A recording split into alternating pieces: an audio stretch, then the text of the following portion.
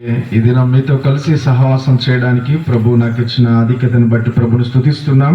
పెద్దలు దేవుని దాసులు ప్రకాష్ రాజనతో కలిసి మీతో దేవుని వాక్యాన్ని పంచుకునే అవకాశాన్ని ప్రభు నాకు కల్పించినందుకు, అలాగే స్థానిక సంఘ పెద్దలు పౌలయ్య గారు, అలాగే ఆత్మీయమైన సహోదరులు డేవిడ్ అన్న గారు, అలాగే యోసేఫ్ అన్న, ఇక్కడ ఉన్నటువంటి సికామనన్న, పలుకూరు సంఘ పెద్దలందరికీ కూడా ప్రత్యేకంగా వందనాలు తెలియజేస్తూ ఉన్నాను. నా కొరకు, మా కుటుంబం కొరకు ప్రార్థించండి, అలాగే పరిచర్య కొరకు ప్రార్థించండి. పాణ్యంలో కూడా మందిర పని అది ముగించబడినట్లుగా కూడా మీ ప్రార్థనలో జ్ఞాపకం చేసుకోవాలని ప్రేమతో మనవి చేస్తూ ఉన్నాను. కీర్తన 52వ కీర్తన, కీర్తనల గ్రంథం 52వ కీర్తన 8-9 వచనాలు చదువుకుందాం. నేనైతే దేవుని మందిరములో పచ్చని ఒలీవ చెట్టు వలె ఉన్నాను, నిత్యము దేవుని కృపయందు నమ్మిక ఉంచుచున్నాను. నీవు దాన్ని నెరవేర్చితివి గనుక నేను నిత్యము నిన్ను స్తుతించెదను. నీ నామము నీ భక్తుల దృష్టికి ఘనమైనది, నేను దాన్ని స్మరించి కనిపెట్టుచున్నాను. నేనైతే దేవుని మందిరములో పచ్చని ఒలీవ చెట్టు వలె ఉన్నాను, నిత్యము దేవుని కృపయందు నమ్మిక ఉంచుచున్నాను. మరొక మాటను మనం చదువుకుందాం. దినవృత్తాంతముల మొదటి గ్రంథం 21వ అధ్యాయం 8వ వచనాన్ని చదువుకుందాం. దినవృత్తాంతముల మొదటి గ్రంథం 21వ అధ్యాయం 8వ వచనం. దావీదు, నేను ఈ కార్యము చేసి అధిక పాపము తెచ్చుకొంటిని, నేను మిక్కిలి అవివేకముగా ప్రవర్తించి తిని, ఇప్పుడు నీ దాసుని దోషము పరిహరించుమని దేవునితో మొరపెట్టగా. దావీదు, నేను ఈ కార్యము చేసి అధిక పాపము తెచ్చుకొంటిని అన్నాడు. రెండవది సమూయేలు 2వ గ్రంథం 24వ అధ్యాయం 10వ వచనం. సమూయేలు 2వ గ్రంథం 24వ అధ్యాయం 10వ వచనం. 24వ అధ్యాయం 10వ వచనం. సమూయేలు 2వ గ్రంథం 24వ అధ్యాయం 10వ వచనం. జనసంఖ్య చూచినందుకై దావీదు మనసు కొట్టుకొనగా అతడు, నేను చేసిన పని వలన గొప్ప పాపము కట్టుకొంటిని అని అన్నాడు. మొదటిది ఏమన్నాడు? దావీదు, నేను చేసిన కార్యము వలన పాపము తెచ్చుకొంటిని అని అన్నాడు. రెండవది, నేను చేసిన పని వలన గొప్ప పాపము కట్టుకొంటిని అన్నాడు. మూడవది కీర్తన 32వ కీర్తన 5వ వచనాన్ని చదువుకుందాం. కీర్తనల గ్రంథం 32వ కీర్తన 5వ వచనం. 5వ వచనం. నా దోషమును కప్పుకొనక నీ ఎదుట నా పాపము ఒప్పుకొంటిని అన్నాడు. నా పాపము ఒప్పుకొంటిని అన్నాడు. దావీదు తన జీవితంలో దేవుని కృప మీద ఆధారపడడానికి కారణం, దావీదు అన్నాడు, నేను చేసిన పని వలన, నేను చేసిన కార్యం వలన గొప్ప పాపము తెచ్చుకొంటిని అన్నాడు. రెండవది ఏమన్నాడు? సమూయేలు 2వ గ్రంథంలో, నేను చేసిన పని వలన గొప్ప పాపము కట్టుకొంటిని అన్నాడు. తెచ్చుకొంటిని అన్నాడు. రెండవది కట్టుకొంటిని అన్నాడు. మూడవది కీర్తన 32వ కీర్తన 5వ వచనంలో, నేను నా దోషమును కప్పుకొనక నీ ఎదుట నా పాపము ఒప్పుకొంటిని అన్నాడు. తెచ్చుకొంటిని అన్నాడు. రెండవది కట్టుకొంటిని అన్నాడు. మూడవది ఒప్పుకొంటిని అన్నాడు. నేను పాపము తెచ్చుకొంటిని అన్నాడు. రెండవది నేను పాపము కట్టుకొంటిని అన్నాడు. తెచ్చుకున్న పాపాన్ని కట్టుకున్నాడు. కట్టుకున్న పాపాన్ని ఇప్పుడు ఏమంటున్నాడు? నా దోషమును కప్పుకొనక నీ ఎదుట నా పాపము ఒప్పుకొంటిని అన్నాడు. పాపం మన జీవితాలలో, మన బ్రతుకులను, కుటుంబాలను పాడు చేసేది. పాపం పాషంలాగా ఉంటుందట, కానీ చివరికి అది పాషాణంలాగా మారుతుంది. దావీదు జీవితంలో దేవుని కృపకు పాత్రలు కావడానికి తన జీవితంలో దేవుని కృపని ఆసరాగా చేసుకోవడానికి కారణం ఏంటంటే, పాపాన్ని తెచ్చుకున్న దావీదు పాపాన్ని కట్టుకున్నాడు. పాపాన్ని కట్టుకున్న తర్వాత ఆ పాపాన్ని ఒప్పుకున్నాడు. ఎక్కడ? దేవుని సన్నిధిలో ఒప్పుకున్నాడు. నీ ఎదుట నా పాపం ఒప్పుకొంటిని అన్నాడు. ఈ రాత్రి వేళ పాపం, దాని ఉనికి, పాపం యొక్క ప్రభావం, పాపం యొక్క లక్షణాలను దేవుని వాక్యంలో నుంచి మనం జ్ఞాపకం చేసుకుందాం. రిజల్ట్ ఆఫ్ సిన్, పాపం యొక్క ఫలితం, పాపం యొక్క ప్రభావం, పాపము యొక్క ఉనికి, దాని లక్షణాలు దేవుని వాక్యంలో మనం చూస్తే హెబ్రీలకు రాసిన పత్రిక 3వ అధ్యాయం 15వ వచనం చదివి సహాయం చేస్తారా? హెబ్రీలకు రాసిన పత్రిక 3వ అధ్యాయం 15వ వచనం. 3వ అధ్యాయం 15వ వచనం. అక్కడ ఉన్నాడు, పాపము వలన కలుగు భ్రమ చేత అన్నాడు. పాపము వలన కలుగు భ్రమ చేత మీలో ఎవరును కొంచెం బిగ్గరగా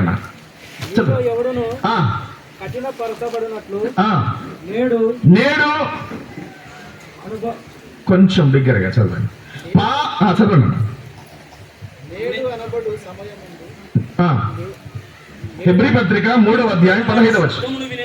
ఆయన శబ్దమును వినేలా కోపం పుట్టించినప్పటి వలె మీ హృదయములను కఠినపరచుకొనకూడని ఆయన చెప్పెను కనుక పాపము వలన కలుగు భ్రమ చేత అన్నాడు. మీ హృదయాలు కఠినపరచబడకుండానట్లు పాపం వలన కలుగు భ్రమ చేత. భ్రమ, పాపం ఏం తీసుకొని వస్తుందంటే మానవ జీవితాల్లో భ్రమను తీసుకొని వస్తుంది. భ్రమలో బ్రతుకుతుంటాం, కొన్నిసార్లు మాయలో బ్రతుకుతున్నాం. పాపం దాని లక్షణం మనం చూస్తే మానవుని జీవితంలో భ్రమను తీసుకొని వస్తుంది. అది పాపం భ్రమ కలిగిస్తుంది. దావీదు జీవితంలో దావీదుకు ఒక భ్రమను కలిగించింది. దావీదుకు ఒక భ్రమను కలిగించి ఒక బాధను మిగిలించింది దావీదు జీవితంలో. దావీదు పాప ప్రభావాన్ని బట్టి, పాప ఫలితాన్ని బట్టి తన జీవితంలో బాధను అనుభవించినాడు. రోమీలకు రాసిన పత్రిక 7వ అధ్యాయం 14వ వచనం. రోమీలకు రాసిన పత్రిక 7వ అధ్యాయం 14వ వచనం. పాపము వలన భ్రమనే కాదు, పాపం ఏం చేస్తుందో తెలుసా? రోమీలకు రాసిన పత్రిక 7వ అధ్యాయం. అయితే నేను పాపమునకు అమ్మబడి అన్నాడు. చాలు. నేను పాపమునకు అమ్మబడి. ఏ అమ్మబడి? జగనన్న అమ్మబడి కాదు ఇది. పాపమునకు అమ్మబడి అంటే పాపం జీవితాన్ని, శరీరాన్ని, బలాన్ని కొనివేస్తుంది. పాపమునకు అమ్మబడి అంటే పాపం కొనేస్తుంది నీ జీవితాన్ని, నీ యవ్వన బలాన్ని, నీ అందాన్ని, నీ ఆరోగ్యాన్ని, నీ యొక్క శరీరాన్ని, నీ దేహాన్ని. అది కొనివేస్తుంది పాపం. పాపమునకు అమ్మబడి అన్నాడు. అంటే పాపానికి కొనే శక్తి ఉంది. ఎవరిని అంటే జీవితాన్ని, ఆత్మీయతను, ఆనందాన్ని, ఆరోగ్యాన్ని, ఆయుష్ను అది కొనివేస్తుంది. పాపం వలన భ్రమ కలుగుతుంది. రెండవది, నేను పాపమునకు అమ్మబడి అన్నాడు కదా. రాహాబు అనే వేశ్య గురించి మనం చదివితే యెహోషువ గ్రంథంలో, రాహాబు అనే వేశ్య తన శరీరాన్ని అమ్ముకున్నదట, తన యవనాన్ని అమ్ముకున్నది, తన శీలాన్ని అమ్ముకున్నది, తన దేహాన్ని అమ్ముకున్నట్లుగా మనం చూస్తాం. శరీరం ఏమైపోయిందంటే అమ్ముకున్నది. అంటే ఆమె పాపానికి శరీరాన్ని అమ్ముకున్నట్లుగా మనం చూస్తున్నాం. పాపం ఏం చేస్తుందంటే కొనివేస్తుంది. పాపానికి కొనే శక్తి ఉంది. రాహాబు అనే వేశ్య, ఆమె పేరు రాహాబు అనే వేశ్య అని వ్రాయబడింది. అంటే ఆమె వేశ్య జీవితం, ఆమె దేహాన్ని, ఆమె శరీరాన్ని, ఆమె బలాన్ని, ఆమె యవ్వనాన్ని, ఆమె అందాన్ని పాపానికి తాకట్టు పెట్టింది. జీవితాన్ని అమ్ముకున్నది. కుటుంబ విలువలు లేవు, నైతిక విలువలు లేవు, సామాజిక విలువలు లేని జీవితాన్ని రాహాబు అనే వేశ్య జీవించినట్లుగా మనం చూస్తాం. ఆమె తమ శరీరాన్ని పాపానికి తాకట్టు పెట్టింది. ఈ రాత్రి వేళ పాపం యొక్క ప్రభావం ఎంత తీవ్రమైనది అంటే పాపము భ్రమను కలిగించడమే కాదు, పాపం కొనివేస్తుంది. ప్రియులారా, జీవితాన్ని కొనివేస్తుంది. యోహాను సువార్త 8వ అధ్యాయం 34వ వచనం చూడండి. యోహాను సువార్త 8వ అధ్యాయం 34వ వచనం. యోహాను సువార్త 8వ అధ్యాయం 34వ వచనం. పాపము చేయు ప్రతి వాడును పాపమునకు దాసుడు అంటే బానిస. పాపం ఏం చేస్తుందంటే బానిసను చేస్తుంది నిన్ను. పాపం ఒక వ్యక్తిని బానిసగా చేస్తుంది. త్రాగేవాడు త్రాగుడుకు బానిస కావడం, గుట్కా తినేవాడు గుట్కాకు బానిస. పాపానికి అమ్ముకున్నాడు శరీరాన్ని. అంత మాత్రమే కాదు, దాసుడిగా చేసుకుంటుంది. దాసుడు అంటే అర్థం ఏంటంటే యజమాని ఏం చెప్తే అది వింటాడు. యజమాని ఏం చెప్తే అది వినాల్సిందే. అయితే పాపం ఏం చేస్తుందంటే నిన్ను బానిసగా చేస్తుంది. కారణం ఏంటంటే పాపం ఏం చెప్తే అది చేయడానికి నువ్వు సై అంటావు. త్రాగేవాడు అంటాడు నేను అనుకుంటే ఎంతసేపు మానుకుంటాను అంటాడు. అనుకోలేడు. తినేవాడు గుట్కా తినేవాడు సారా తాగేవాడు అనుకుంటాడు నేను మానుకుంటే ఎంతసేపు, నేను అనుకుంటే ఎంతసేపు, ఒక్క నిమిషంలో ఒక రోజులో మానుకుంటా అంటాడు. అనుకోలేడు. కారణం ఏంటో తెలుసా? తెలియకుండానే బానిస అయిపోయాడు. తెలియకుండానే జీవితాన్ని అది తాకట్టు పెట్టింది. జీవితాన్ని, శరీరాన్ని, బలాన్ని, ఆరోగ్యాన్ని పాపం కొనివేసింది. అందుకన్నాడు పాపము చేయు ప్రతివాడు పాపమునకు దాసుడు. త్రాగుడుకు దాసుడు, వ్యభిచారానికి దాసుడు, జూలానికి, మట్కాకు, గుట్కాకు, రకరకాలైన వ్యసనాలకు బానిసలు కావడానికి, దాసులు కావడానికి కారణం పాపం కొనివేసినట్లుగా మనం చూస్తున్నాం. రోమిలకు రాసిన పత్రిక 6వ అధ్యాయం 12వ వచనం చూడండి. రోమిలకు రాసిన పత్రిక 6వ అధ్యాయం 12వ వచనం. రోమిలకు రాసిన పత్రిక 6వ అధ్యాయం 12వ వచనం. కాబట్టి శరీర దురాశలకు లోబడినట్లుగా వినండి, చావునకు లోనైన మీ శరీరమునందు పాపమును ఎలనీయకుడి అన్నాడు. అంటే మీ శరీరం మీద ఏలుబడి చేస్తుంది ఎవరు అంటే పాపం. చావునకు లోనైన మీ శరీరం, చావడానికి లోనైపోయింది శరీరం. ఈ శరీరం చావడానికి సిద్ధమైపోయింది. ఈ బలం, ఈ ఆరోగ్యం, ఈ యవనం, ఈ అందం, ఈ బలం, నీ జీవితం చావడానికి లోనైన శరీరముగా మార్చబడింది. అందుకన్నాడు చావునకు లోనైన శరీరమునందు పాపమును ఏలనీయకుడి అన్నాడు. పాపము ఏలుతుందట మనిషిని. పాపం ఏం చేస్తుంది? దాని లక్షణాలు: ఒకటి, భ్రమను కలిగిస్తుంది. రెండవది, అది కొనివేస్తుంది. పాపానికి మనం అమ్ముడు పోతాం. మూడవదిగా పాపం మనల్ని దాసులుగా చేస్తుంది. నాలుగవది, పాపం మనల్ని ఏలుబడి చేస్తుంది. మీరు భూమిని ఏలమని చెప్పాడు దేవుడు, కానీ మానవుడు పాపం చేత ఏలుబడి చేస్తూ ఉన్నాడు. అంటే పాపం తన జీవితంలో ఏలుబడి చేస్తుంది. పాపానికి దాసుడయ్యాడు, బానిసయ్యాడు. ప్రభుత్వం చేస్తుంది పాపం. కొన్నిసార్లు మనం అంటాం ఏమోలేండి పాపం, మంచోడంటే మంచోడులే పాపం, ఉద్యోగం వస్తే ఉద్యోగం వచ్చిందిలే పాపం, లేకపోతే పెళ్ళైతే పోనీలే పాపం, పెళ్ళైంది అంటే పెళ్లి కావడం కూడా పాపమేనా? ఉద్యోగం రావడం కూడా పాపమేనా? పోనీలే పాపం మంచిది, పోనీలే పాపం అంటారు. అంటే మంచిగా ఉండడం కూడా పాపమేనా? కొన్నిసార్లు మనం ఏమంటాం, లేకపోతే మంచిగా చదువుకుంటున్నాడు అనుకో, ఆ పోనీలే బాగా చదువుకుంటున్నాడు పాపం అంటాం. అంటే చదువుకోవడం కూడా పాపమేనా? కారణం ఏంటంటే పాపము చేత నిండిపోయాడు మానవుడు. పాపము చేత నిండిపోయాడు. హృదయం నిండిన దాన్ని బట్టి నోరు మాట్లాడుతుంది. దేహంలో నిండిపోయింది పాపం. పాపం అధికారం చేస్తుంది. పాపముతో నిండిపోయాడు, పాపములో పండిపోయాడు. అందుకే పాపము చేత ఎండిపోతున్నాడు మానవుడు. పాపము చేత నిండిపోయిన మానవుడు పాపములో పండిపోయాడు. పాపములో పండిపోయిన మానవుడు పాపము ద్వారా ఎండిపోతున్నాడు. పాపం అధికారం చెలాయిస్తుంది. పండిపోయాడు కాబట్టే ఎండిపోయాడు. పాపము దాని ఉనికి, దాని లక్షణాలను మనం చూస్తే భయంకరమైన స్థితిని తీసుకొని వస్తుంది మానవ జీవితంలో. అయితే పాపం యొక్క ఫలితం ఎలాగుంటుందంటే చూడండి ఒక మాట, సామెతల గ్రంథం 14వ అధ్యాయం 34వ వచనం. సామెతల గ్రంథం 14వ అధ్యాయం 34వ వచనం. సామెతల గ్రంథం 14:34 వచనం. పాపము ప్రజలకు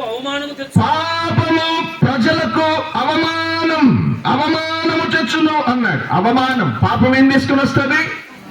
అవమానం, అపకీర్తి, అల్లరి, తల దించుకునేటట్లుగా చేస్తుంది పాపం. పాపము ప్రజలకు అవమానము తెచ్చును అన్నాడు.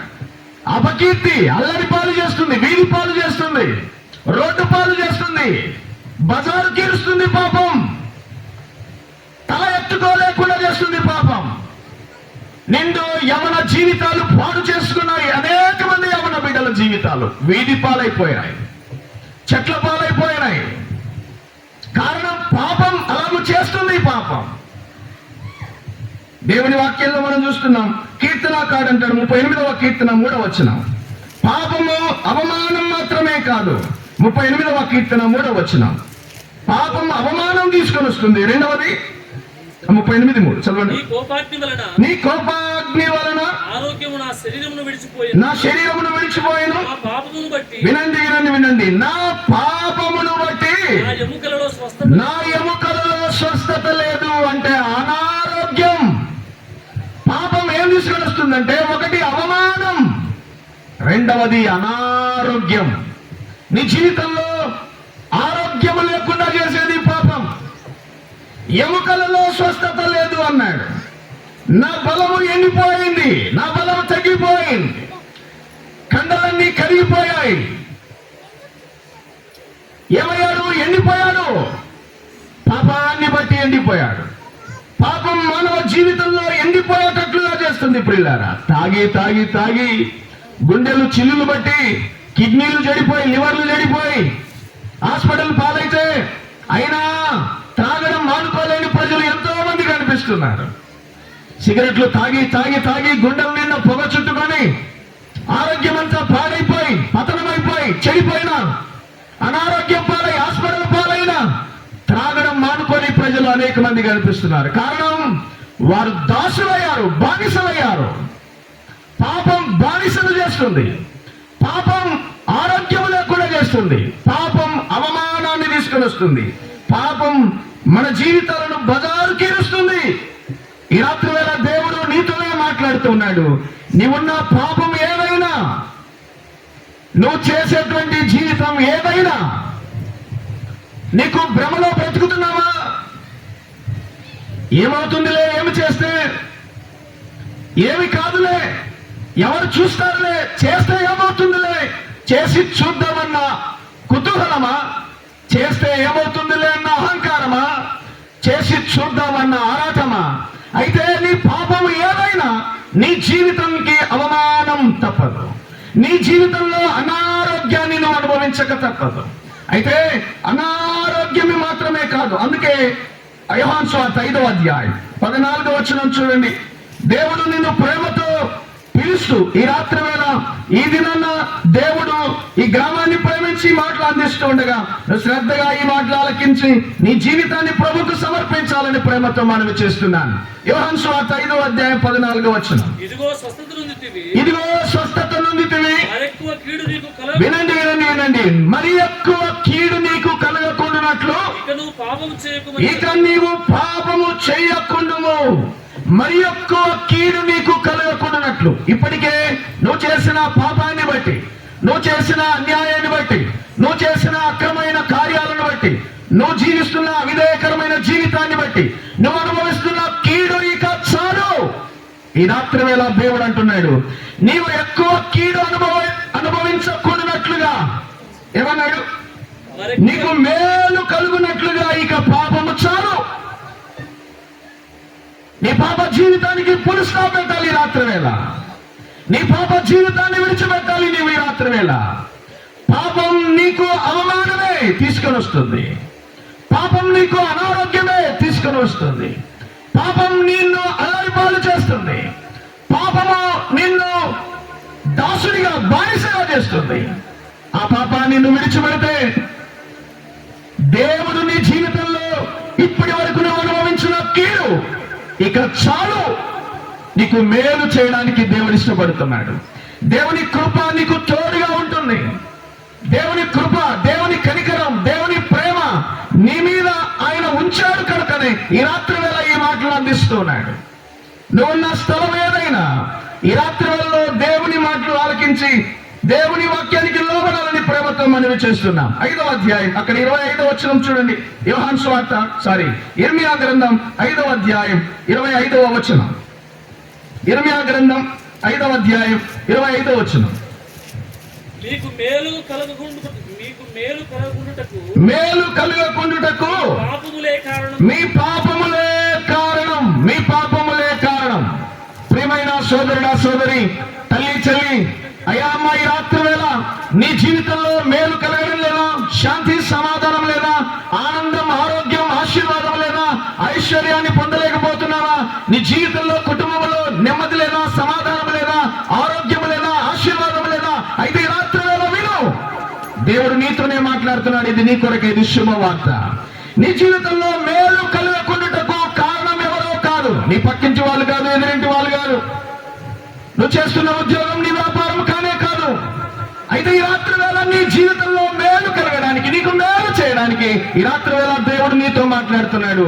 మేలు కలగకుండుటకు ఎవరో కారణం కాదు, నీ పాపమే కారణం.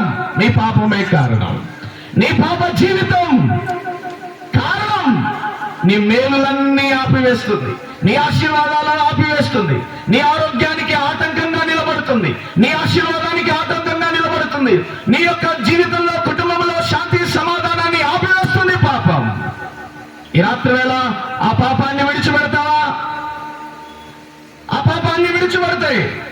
ఎవరికి చెప్పుకోలేని పాపమైనా, ఎవరి దగ్గర ఒప్పుకోలేని పాపమైనా, దావీదు తన జీవితంలో పాపాన్ని తెచ్చుకున్నాడు, పాపాన్ని కట్టుకున్నాడు, పాపాన్ని దేవుని సన్నిధిలో ఒప్పుకుంటున్నాడు.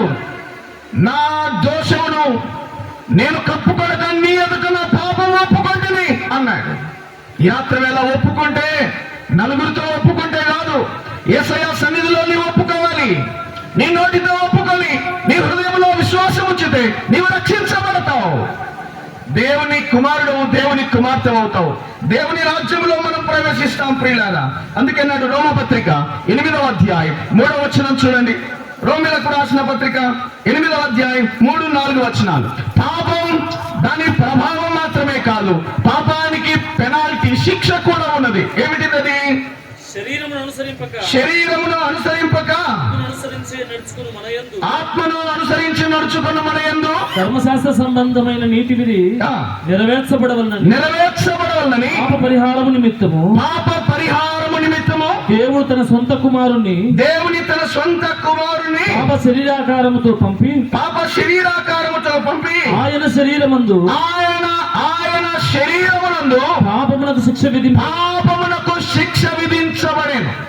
ఆయన శరీరమందు పాపానికి శిక్ష విధించాడు.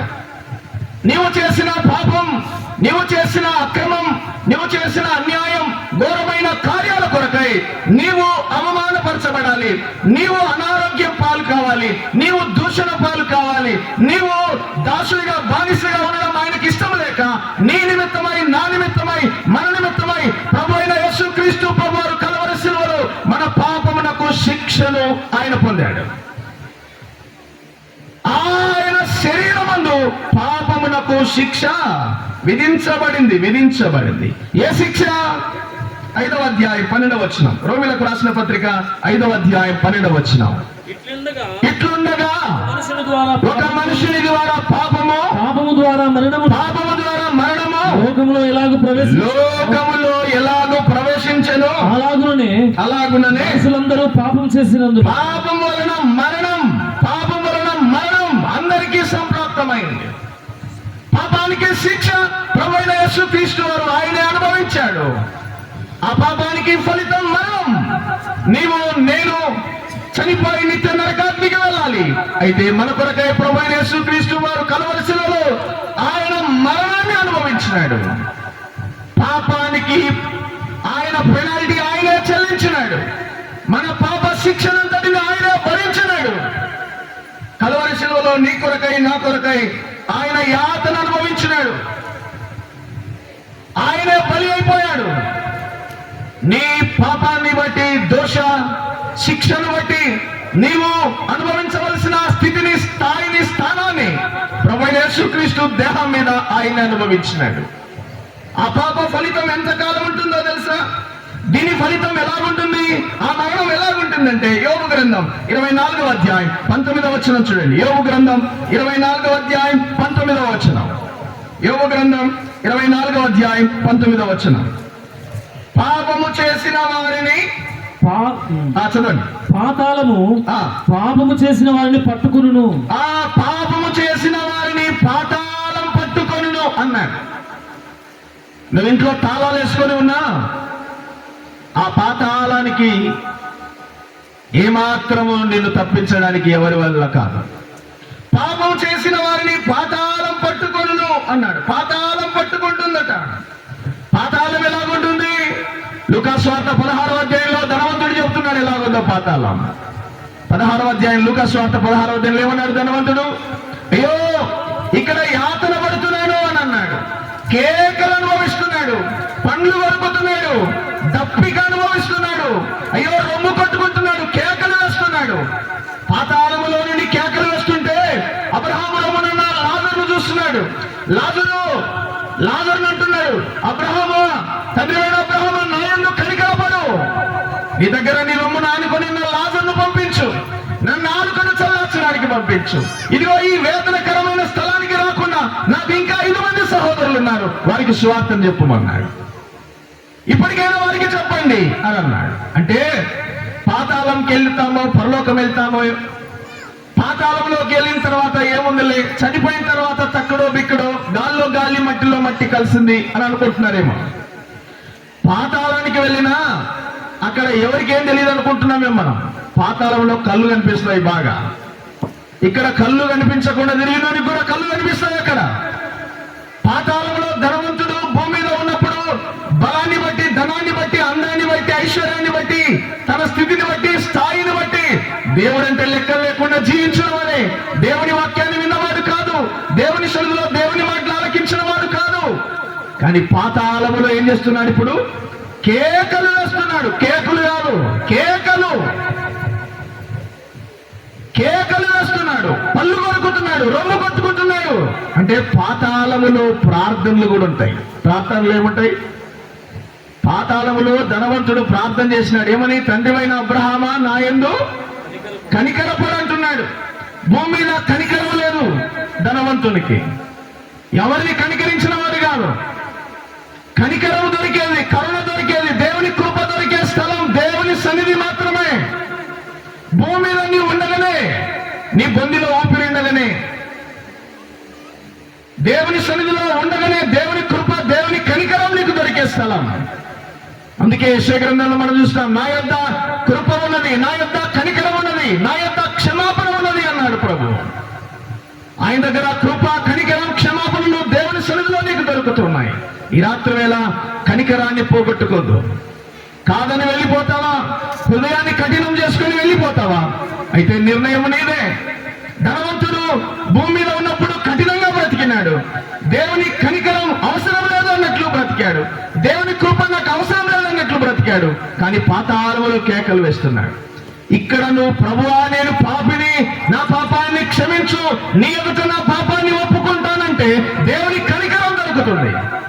పాతాళంలో నువ్వు ప్రార్థిస్తే ప్రార్థనలు ఉంటాయి కానీ, ప్రార్థనలు వినబడతాయి కానీ, ప్రార్థనలకు జవాబులు దొరకవు. ఇక్కడ ఉన్నప్పుడు నువ్వు చేసే ప్రార్థనకు దేవుడు జవాబిస్తాడు, కనికరిస్తాడు, క్షమిస్తాడు, రక్షిస్తాడు, ఆయన బిడ్డగా చేసుకుంటాడు. పాతాళములో దృష్టి కనిపిస్తుంది. పాతాళములో ఆకలి దప్పులు కూడా కనిపిస్తాయి. పాతాళములో నీ బాధలు కనిపిస్తాయి. ఇప్పుడున్న బాధలు మందిరానికి వస్తే, ప్రార్థనకు వస్తే, లేకపోతే కష్టాలున్నాయి, లేకపోతే ఇబ్బందులు ఉన్నాయి, ఇప్పుడు ప్రార్థన మందిరం అవసరం లేదని అనుకోవచ్చు. కానీ ఈ బాధల కంటే పాతాళములో ఉండే బాధను భరించలేవు, తట్టుకోలేవు. ఇది వేదనకరమైన స్థలం అన్నాడు ధనవంతుడు. ఈ వేదనకరమైన స్థలములకు రాకుండా, ఇదిగో నాకు 5 మంది సహోదరులు ఉన్నారు, వారికి చెప్పమన్నాడు. అందుకే అన్నాడు, నేను ఇప్పుడు చెప్పడం కాదు, ఇదిగో మోషే ఉన్నాడు, అక్కడ ప్రవక్తలు ఉన్నారు, వారి మాటలు వినండి. సేవకులు ఉన్నారు, ఇదిగో ఎన్నో సభలు, ఎన్నో మీటింగ్లు, ఎన్నో వాక్యాలు, ఎంతో మంది దైవజనులు దేవుని వాక్యాన్ని బోధిస్తూ ఉన్నారు, వారి మాటలు వినండి. నా సేవకుని మాటలు వినండి, వింటే మీరు రక్షించబడతారు, పాతాళం తప్పించుకుంటారు, పరలోకానికి మీరు వారసులు అవుతారు. ప్రభు నిన్ను విమోచిస్తాడు, నిత్య జీవాన్ని నీకు ఇస్తాడు. ఇది రాత్రి వేళ పాపం పోవాలి అంటే ఏం కావాలి? పాపాన్ని పోగొట్టుకోవడానికి ఏమైనా మెడిసిన్స్ ఉన్నాయంటే మెడిసిన్ ఒకటి ఉంది. హెబ్రీ పత్రిక 9వ అధ్యాయం 22వ వచనం చూస్తే పాపాన్ని పోగొట్టేది కావాలంటే రక్తం కావాలి. రక్తం చిందించకుండా పాప క్షమాపణ కలగదు. రక్తం కావాలి. ఏ రక్తం? 10వ అధ్యాయం 4-5 వచనాలు చదివితే, హెబ్రీలకు రాసిన పత్రిక 10వ అధ్యాయం 4-5 వచనాల్లో అక్కడ రాయబడింది. ఏ రక్తం అంటది? ఏలైనగా మేకల యొక్కయు రక్తము పాపములను తీసివేయట అసాధ్యం. గొర్రెల రక్తము, మేకల రక్తం పాపం తీసివేయట అసాధ్యం. ఏ రక్తం కావాలి మరి? 5వ వచనం ఏమన్నాడు? కాబట్టి ఆయన ఈ లోకమందు ప్రవేశించినప్పుడు ఇలాగూ చెప్పుచున్నాడు, బలియు అర్పణయు నీవు కోరలేదు గాని నాకు ఒక శరీరమును అమర్చితివి. ఒక శరీరమును అమర్చితివి అన్నాడు. ఏ రక్తం కావాలంటే రక్తము చిందించకుండా పాపక్షమాపణ కలగదు. ఏ రక్తం కావాలి? గొర్రెల రక్తం, మేకల రక్తం కాదు. ఏమి తెలియని అమాయకపు జంతువుల మెడలు కాదు విరగాల్సింది. పాపముతో మ్రగ్గిపోయి, పాపముతో నిండిపోయి, పాపములో పండిపోయి, పాపములో ఎండిపోయిన నీ మెడ విరగాలి దేవుడి సన్నిధిలో. నీ మెడ వంచాలి దేవుడి సన్నిధిలో. అది దేవుడు కోరుకుంటున్నాడు. అందుకే అన్నాడు, బలి అర్పణ ఆయన కోరలేదు కానీ విరిగి నలిగిన హృదయం యెహోవాకు ఇష్టమైన బలి. ఈ బలి కావాలి ఆయనకు. నీ హృదయమే ఆయనకు బలి కావాలి. నీ కఠినమైన గుండె దేవుని సన్నిధిలో పగిలిపోవాలి. నీ రహస్యమైన పాప జీవితం దేవుని సన్నిధిలో ఒప్పుకోవాలి. అప్పుడే ఆయన కనికరిస్తాడు, నీ మీద ప్రేమ చూపిస్తాడు, నిన్ను క్షమిస్తాడు, తన కృపను నీకు చూపిస్తాడు, ఉచితంగా నిన్ను రక్షిస్తాడు. దేవుడు తన వాక్యం ద్వారా మనకు జ్ఞాపకం చేస్తున్నమాట. యోహాను 1వ పత్రిక 1వ అధ్యాయం 7వ వచనంలో మనం చూస్తే అక్కడ అన్నాడు, యేసు రక్తము ప్రతి పాపమును కడిగి పవిత్రపరచును. యేసయ్య రక్తం కడిగి పవిత్రపరుస్తుంది. ఆయన రక్తం శుద్ధి చేస్తుంది. యేసయ్య రక్తం. లోకంలో ఉన్న ఏ రక్తంలో శుద్ధి లేదు. అది పవిత్రమైన, నిర్దోషమైన, నిష్కలంకమైన గొర్రెపిల్ల వంటి క్రీస్తు రక్తం, యేసయ్య రక్తం. ఆ రక్తము చేత మనము కడగబడాలి. యేసయ్య రక్తంలో మనము కడగబడాలి. యేసు రక్తం ప్రతి పాపమును కడుగును అన్నాడు. ఎప్పుడు కడుగుతుంది? ఎవరి పాపాన్ని కడుగుతుంది అంటే దావీదు అన్నాడు. యోహాను సువార్తలో మనం చూస్తే ఏమన్నాడు? యోహాను 1వ పత్రిక 1వ అధ్యాయం 9వ వచనంలో పాపమును ఒప్పుకొని అన్నాడు. ఎవరిది కడుగుతాడు ఆయన? ఒప్పుకున్న వారినే కడుగుతాడు ఆయన, కప్పుకున్న వారిని కాదు. నీ పాపాన్ని నువ్వు ఒప్పుకోవాలి. ఒప్పుకుంటే ఆయన కడుగుతాడు. అంత మాత్రమే కాదు, 32వ కీర్తన 5వ వచనం ఏమన్నాడు? పాపాన్ని ఒప్పుకోవాలి, పాపానికి పరిహారము పొందాలి. పాపానికి పరిహారం, పాపానికి పర్యవసానం, పాపానికి విరుగుడు, నీ పాపానికి విముక్తి, నీ జీవితానికి విముక్తి కావాలి అంటే నీ పాపానికి పరిహారం యేసయ్య దగ్గర మాత్రమే దొరుకుతుంది ప్రియులారా. అందుకే అన్నాడు, యేసు రక్తం ప్రతి పాపమును కడిగి పవిత్రపరచును అన్నాడు. మన పాపాన్ని దేవుని సన్నిధిలో ఒప్పుకోవాలి. రెండవది పరిహారం దేవుని దగ్గర దొరుకుతుంది ప్రియులారా. నీ పాపాన్ని, నా పాపాన్ని ఆయన క్షమించడానికే బలయ్యాడు. ఆయన ఇప్పుడు వచ్చిన వాడు కాదు, యేసుక్రీస్తు ప్రభువారు. యోబు గ్రంథం 18వ అధ్యాయంలో రాయబడింది, నేల మట్టి రవంతయు సృష్టించబడక మునిపే నేను అక్కడ పుట్టి తిని అన్నాడు ఆయన. యేసుక్రీస్తు ప్రభువారు ఎప్పుడు వచ్చాడు? ఆయన ఈ లోకంలోనికి వచ్చాను అన్నాడు కదా. తిమోతి పత్రికలో మనం చూస్తాం 1వ అధ్యాయం 15వ వచనంలో, పాపులను రక్షించుటకు క్రీస్తు యేసు లోకమునకు వచ్చాను అన్నాడు. ఇప్పుడు రాజరావు వచ్చాను అంటే ఎక్కడి నుంచి వచ్చాడు? ఇప్పుడు పుట్టినాడని కాదు అర్థం, వేరే స్థలంలో నుండి స్థలంలోనికి వచ్చాడని. యేసు వచ్చాను అంటే అర్థం ఏంటంటే పరలోకములో నుండి ఆయన వచ్చాడు, భూలోకానికి వచ్చాడు. భూలోకంలో చెడిపోయిన మానవుని కోసమై రక్షించడానికి, ఆయన దేహం మీద నీ పాప దోష శిక్షణ భరించడానికి ఆయన లోకంలోనికి వచ్చాడు. వచ్చి 33.5 సంవత్సరాలు జీవించి ఆయన భూలోకములో పవిత్రుడిగా జీవించి మనందరి పాప పర్యవసానం కొరకై, పరిహారం కొరకై ప్రభువైన యేసుక్రీస్తు వారు కలవరి శిలువలో బలైపోయాడు. సిలువ అంటే క్రాస్, క్రాస్ అంటే సి అంటే కర్స్, శాపం అని అర్థం. గల్తీలకు రాసిన పత్రిక 4వ అధ్యాయంలో మనం చూస్తాం. 3వ అధ్యాయంలో ఆయన మన కోసమై శాపమై అన్నాడు. యేసుక్రీస్తు ప్రభువారు మన కోసమై కల్వరి సిలువలో శాపమైపోయాడు.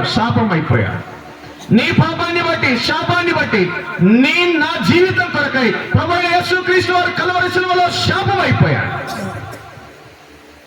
ఆరంటే రీప్రోచ్, అవమానం. హెబ్రీ పత్రిక 12వ అధ్యాయం 1-2 వచనాల్లో ఆయన అవమానమును నిర్లక్ష్య పెట్టి సిలువను సహించి అనే మాట కనబడుతుంది. అవమానమును నిర్లక్ష్య పెట్టాడు. నీ పాపాన్ని బట్టి నీకు అవమానం, నీ పాపాన్ని బట్టి నీకు అనారోగ్యం, నీ పాపాన్ని బట్టి నీకు మేలు దూరం అయిపోతుంది, మేలు కనిపించడం లేదు, నీ జీవితంలో మేలు జరగడం లేదు. అయితే నీ పాపం కోసమై, నీ అవమానం కోసమై ప్రభువైన యేసుక్రీస్తు వారు కల్వరి సిలువలో అవమానపరచబడ్డాడు. ఓ అంటే ఆర్డిల్, మహాశ్రమ అని అర్థం. విలాపవాక్యముల గ్రంథం 1వ అధ్యాయం 22వ వచనం, 23, 24 వచనాల్లో నేను పొందిన శ్రమ వంటి శ్రమ ఈ భూమి మీద ఎవరైనా మీ కొరకు అనుభవించనేమో, నిదానించి చూడుడి అన్నాడు. నీ కోసమై, నీ పాపం కోసమై, నీ మీద ఉన్న ఉగ్రత, శాపం కోసమై నీ కోసం బలైపోయిన వారు ఎవరైనా ఉన్నారేమో ఒక్కసారి ఆలోచన చేయి, నిదానంగా ఆలోచన చేయి. యేసుక్రీస్తు ప్రభువారు నీ పాపం కోసమై, నీ మీద ఉన్న శాపం కోసమై, నీ మీద ఉన్న ఉగ్రత కోసమై, నీ ఉగ్రత పాత్రను తొలగించి రక్షణ భాగ్యాన్ని నీకు ఇవ్వడానికి ఆయన ఈ లోకంలోనికి వచ్చాడు. ఆయన నిమిత్తమై మహాశ్రమను అనుభవించినాడు. సి అంటే శాపం, ఆర్ అంటే రీప్రోచ్, అవమానం, ఓ అంటే ఆర్డిల్, మహాశ్రమ, ఎస్ అంటే సీక్, వెదకుట. లూకాసు వార్తలు మనం చదువుతాం. నశించిన దాన్ని వెదకి రక్షించుటకు మనుష్య కుమారుడు లోకంలోనికి వచ్చాడు. సీక్ అంటే వెదకుట. ఆయన వెతుక్కుంటూ వచ్చాడు. పాపాన్ని బట్టి, శాపాన్ని బట్టి, ఇదిగో భ్రమలో బ్రతుకుతున్న, అమ్మబడినటువంటి, లేకపోతే దాసుడిగా, బానిసగా ఉన్నటువంటి స్థితి నుంచి విడిపించడానికి, అవమానం, అనారోగ్యంతో నలిగిపోతున్న బిడ్డల కొరసాయి ఆయన వెతుక్కుంటూ వచ్చాడు రక్షించడానికి. ఈ లోకంలోనికి వచ్చాడు. నువ్వున్న స్థితి ఏదైనా, నువ్వున్న పరిస్థితి ఏదైనా, నువ్వు అనుభవిస్తున్న రోగం, నువ్వు అనుభవిస్తున్న పాప జీవితం, నువ్వు ఉన్నటువంటి స్థితి ఏదైనా కావచ్చు, అది ఎంత ఘోరమైన పాపం కావచ్చు, ఆ పాపం నుంచి నిన్ను విడిపించి రక్షించడానికి వెతుక్కుంటూ వచ్చాడు ఆయన. ఈ రాత్రి వేళ వెతికి దేవనగర్ గ్రామంలో దేవుని మాటలు వినిపిస్తూ ఉన్నాడు. చివరి ఎస్ అంటే సెంటెన్స్ టు పనిష్, అంటే సమాధానార్థమైన శిక్ష. యెషయా గ్రంథం 53వ అధ్యాయంలో మనం చూస్తాం కదా. 52వ అధ్యాయం నేను ఏమన్నాడు, మీ అందరి సమాధాన శిక్ష ఆయన భరించినాడు. మనందరి సమాధానం కొరకై ఆయన శిక్షను భరించినాడు. మన సమాధానం, మనకు శాంతిని ఇవ్వడం కోసమై ఆయనే శిక్షను భరించినాడు. ప్రియులారా, నీ పాపం కొరకై, నా పాపం కొరకై ఆయన శరీరమందుమైన పాపమునకు శిక్ష విధించబడింది. తలలో ముళ్ళ కిరీటం, నువ్వు చేసిన నీచమైన తలపుల కొరకై ఆయన తలలో ముళ్ళ కిరీటం నొక్కించుకున్నాడు. ప్రక్కతో చేసిన రహస్యమైన పాపం కొరకై ప్రక్కలో బల్ల పోటు పొడిపించుకున్నాడు. చేతులతో చేసిన పాపం కొరకై ఆయన చేతులలో చీలలు కొట్టించుకున్నాడు. పాదాలతో నడిచి చేసిన పాపం కొరకై ఆయన పవిత్రమైన పాదాల్లో మేకులు కట్టబడ్డాయి. ఆయన ఎంతో మందిని తాకగా గుడ్డివారు బాగయ్యారు.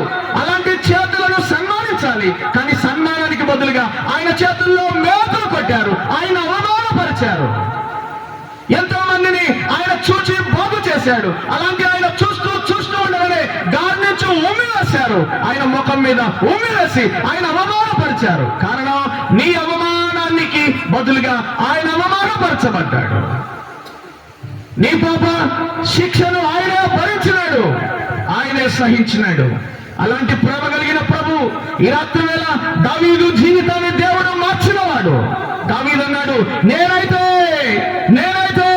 నా పాపాన్ని తెచ్చుకున్నాను, నా పాపాన్ని కట్టుకున్నాను. ఇదిగో నేనైతే నా దేవుని సన్నిధిలో నా పాపమును ఒప్పుకున్నాను. దావీదు ఒప్పుకున్నాడు పాపాన్ని. అందుకే దావీదు అన్నాడు, నేను నిత్యము దేవుని కృపయందు నమ్మిక ఉంచుచున్నాను. దావీదుకు దేవుని కృప మీద ఆధారపడడానికి కారణం, దావీదు స్థితి తెలుసు, దావీదు పరిస్థితి తెలుసు.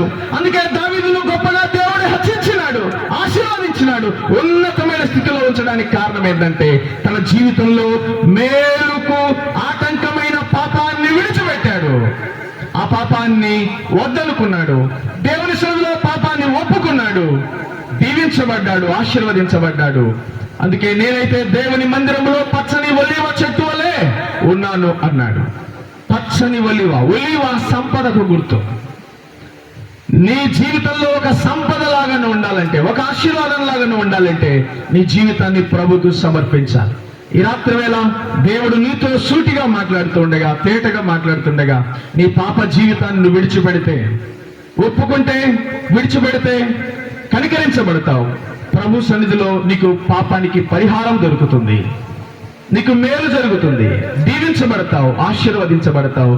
ఈ రాత్రి వేళ దేవుడు అటువంటి దీవెన, ఆశీర్వాదం, పాప ప్రక్షాళన కలిగి పరలోక రాజ్యానికి వారసులు కావాలని ప్రేమతో మనవి చేస్తున్నాం. దేవుడి కొద్ది తలంపులు దీవించి మన కొరకు ఆశీర్వదించి అందించును గాక. ఆమేన్. ప్రార్థన చేసుకుందాం. మోకరించి తల్లు వంచినట్లయితే ప్రార్థన. ఈ రాత్రి వేళ దేవుడు మనతో సూటిగా తేటగా మాట్లాడి ఉండగా, పాపం దాని ప్రభావం ఎంత తీవ్రమైనదో, ఎంత భయంకరమైనదో దేవుడు తన వాక్యం ద్వారా మనకు వినిపించి ఉండగా, ఈ రాత్రి వేళ నువ్వున్న స్థితి ఏదైనా, నువ్వున్న స్థలం ఏదైనా, నువ్వున్న పరిస్థితి ఏదైనా, నీ జీవితంలో మేలు ఆగిపోయిందా, ఆశీర్వాదం ఆగిపోయిందా, నీ జీవితంలో దీవెన లేదా, పాపాన్ని బట్టి నిండిపోయి, పాపములో పండిపోయి, జీవితంలో కుటుంబంలో శాంతి సమాధానం లేక ఎండిపోయిన స్థితిలో జీవిస్తూ ఉన్నావా? ఈ రాత్రి దేవుడు నీతో మాట్లాడుతున్నాడు. ఇక చాలు, నీకు మేలు కలుగకుండుటకు నీ పాపమే కారణం. నీకు మేలు కలుగుటకు నీ పాపము ఇక చాలు అన్నాడు. ఆ పాపాన్ని నువ్వు చాలించుకొని విడిచిపెట్టి ప్రభు దగ్గర కనికరాన్ని కోరితే, యేసయ్యా నేను పాపిని, నా పాపాన్ని క్షమించు, నా పాప శిక్షను నా నిమిత్తమై నీవే కలవరశిలలో భరించావు, నన్ను రక్షించు ప్రభు అని నీ హృదయములో విశ్వసించి నీ నోటితో ఒప్పుకుంటే రక్షించబడతావు. ప్రభు నీకు పరలోక రాజ్యాన్ని ఇస్తాడు. ఆయన బిడ్డగా నిన్ను చేర్చుకుంటాడు. నీ జీవితంలో శాంతిని, సమాధానాన్ని, ఆనందాన్ని ప్రభు నీకు అనుగ్రహిస్తాడు. అలాగున ప్రభు దీవించి ఆశీర్వదించినట్లుగా ఎవరైనా ఆశ కలిగిన వారు, ప్రభుని అంగీకరించని వారు, రక్షించబడిన వారు ఉంటే దయచేసి మీ హస్తాన్ని ఒక్కసారి చూపిస్తే మీ కొరకు ప్రార్థన చేస్తాం. మీరున్న స్థలం ఏదైనా యేసు ప్రభు వారికి నీ హృదయాన్ని ఇస్తే పెద్దలు ప్రార్థన చేస్తారు, ప్రభుకు మిమ్మల్ని అప్పగిస్తారు. ప్రభు రాజ్యానికి మీరు వారసులుగా ఉంటారు.